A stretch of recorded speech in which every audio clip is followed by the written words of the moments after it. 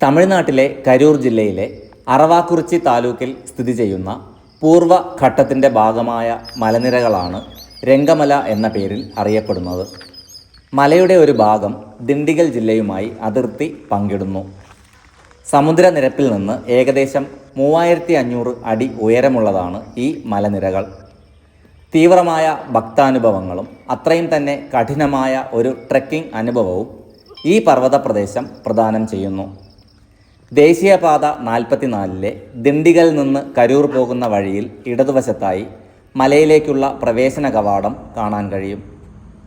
അവിടെ നിന്നും ഏകദേശം 2 കിലോമീറ്ററുകൾ നടന്ന് മലയുടെ അടിവാരത്തെ മല്ലീശ്വരർ ക്ഷേത്രത്തിൽ എത്തിച്ചേരാം.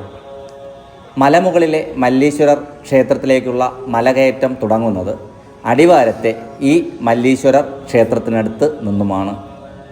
ഇവിടെ നിന്ന് ഏകദേശം 3 കിലോമീറ്റർ ദൂരം കല്ലുകൾ പാകിയ വഴികളിലൂടെ നടന്നു കയറി മലമുകളിലെ മല്ലീശ്വരർ ക്ഷേത്രത്തിൽ എത്തിച്ചേരാൻ കഴിയും. ചെറിയ ഉയരത്തിൽ നിബിഡമായി വളരുന്ന മുൾച്ചെടികളും മരം പോലെ വളർന്നു നിൽക്കുന്ന കള്ളിമുൾച്ചെടികളും കാരണം എല്ലായിടത്തും നല്ല പച്ചപ്പാണ്. എന്നാലും പാറകൾ നിറഞ്ഞ വരണ്ട ഭൂപ്രകൃതി കാരണം വെയിൽ ഉദിച്ചു കഴിഞ്ഞാൽ പിന്നെ പൊള്ളുന്ന ചൂടാണ്. അത് മലകയറ്റത്തെ കൂടുതൽ ദുഷ്കരമാക്കി മാറ്റുന്നു. രംഗമല കയറാൻ മികച്ച സമയം എന്നത് ഒക്ടോബർ-നവംബർ മാസങ്ങളാണെന്ന് പറയപ്പെടുന്നു.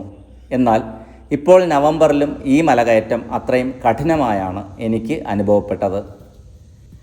വിചിത്രമായ രൂപഘടനകളുള്ള അനവധി ശിലകൾ ഈ മലകയറ്റത്തിനിടയിൽ പലയിടത്തും കാണാൻ കഴിയും. അങ്ങനെ ഏകദേശം 2.5 മണിക്കൂർ സമയത്തെ മലകയറ്റത്തിനൊടുവിൽ മലമുകളിലെ മല്ലീശ്വരർ ക്ഷേത്രത്തിനടുത്ത് എത്തിച്ചേർന്നു. എല്ലാ ദിവസങ്ങളിലും മലമുകളിലേക്ക് കയറിപ്പോകാൻ അനുവാദം ഉണ്ട്. എന്നാൽ അമാവാസി, പൗർണമി, പ്രദോഷം, ആടി 18 എന്നീ നാളുകളിൽ മാത്രമാണ് മലമുകളിലെ ഈ ക്ഷേത്രത്തിൽ പൂജകൾ നടക്കാറുള്ളത്. അതിൽ പ്രദോഷവും ആടി 18ഉമാണ് അത്രയും വിശേഷമായി ഇവിടെ ആചരിച്ച് പോരുന്നത്.